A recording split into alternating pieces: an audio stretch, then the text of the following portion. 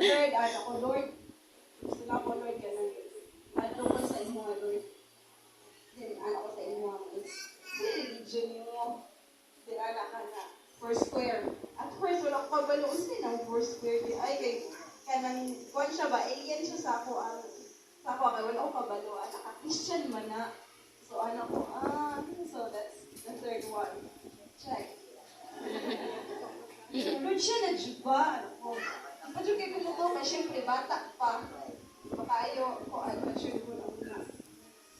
Then one time, didala ka sa balay, ikaw ang pinakaunang lalaki, pinakaulahi, introduce na ako sa kong lolo o lola.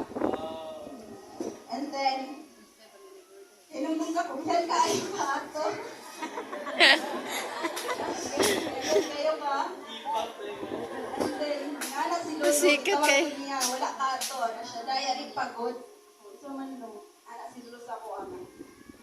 Ayaw na pamuyag ulain ha. So kung ano man lo, siya basta ayaw na pamuyag ulain. Di mo ito. May gani kayo, nituman ko kay lolo. Pero di na pa tumaong.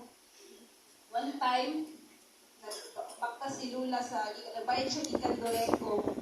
Then, ulungan daw ni mo siya, nag-fight ka. Yan ka, naasa mga adto. Ano bakta sa mga tagaan daw ni mo siya, pamasahin. Then, istorya na nilula sa ako, ama. Then, kabalo ba ka si Lulu? Tulungan mo pamasahin. Nakakabalo ka si Lula, kasi nanay kwarta mo, baktas kita siya. Kumipot niya. Then, moto, niyabot ang time na isa siya sa mga saddest part sa akong life. Itong nawala si Lolo. Then, ang Lolo magod ako is siya ang pinaka-closest man sa ako. Then, I was so devastated that time. Then, the third night sa iyang vigil, kahinumdum ka, nagdala ka upan, anak ka, day, sorry ka ayo, mura niya akong nadala. Kamera mo na mong bahin sa basketball.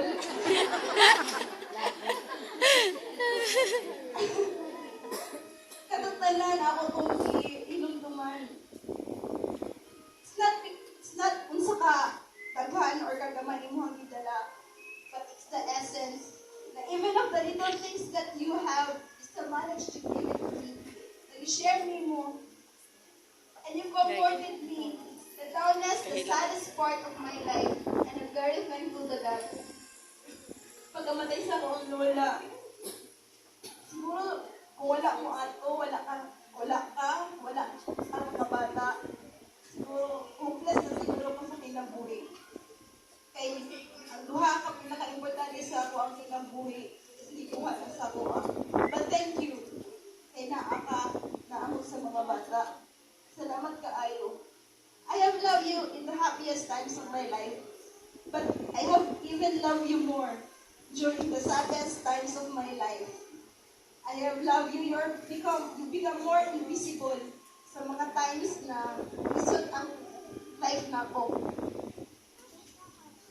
Ikaw akong best friend.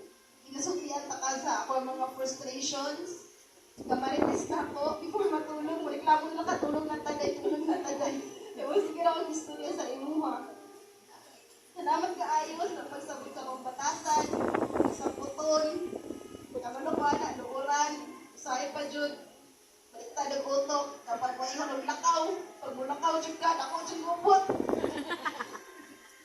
Pag mo ko, ay nalakulit riya ha, pagkataon-taon na, nadayon ka. Salamat kayo sa pagsabot sa kong batasan, Lord. Kabalo ko, tulungan dyan kaayo ko. Pero bisan pa rin yung anak sa kasagtunon, no, that tinanggap ay taka. In the near-death life experience na ako, katong naoperahan ko, kabalo ka, nakita na ako, kabalo ko, maulawon dyan kayo ng tao, hindi ka basta-basta pangayong tabang, hindi ka basta-basta pangayong usaka sa mga kanang sa mga tao. But since wala man dyan ka, hindi na ko operahan, nakita, nagtalo ko sa imuan, hubo ka imuan tiil, nakachanelas ka, isa ka kaugapitol, para lang din ma-ultrasound ko. And doon ka nang ibutan, niya doon ako sa operating room. Nag-isa ni mo ako agtang. Niya, katay, kaya lagi na to. Sumugi kaya dyan ako. Ikos na aka, o na mga bata. Salamat ka, Ayo Duarte. O kung naman siguro, wala ka lang dito. Kabalo ko sila, pila ka malibayang na tao. Kung dyan na rin Yowers. Di ba kung ganahan ani inani nga moment.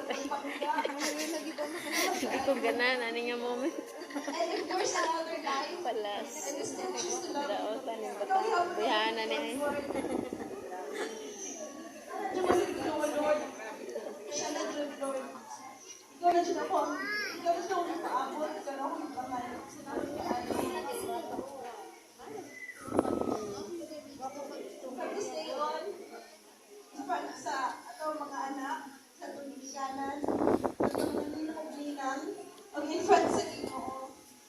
I promise, ikaw lang dyan ako ang hilis maon.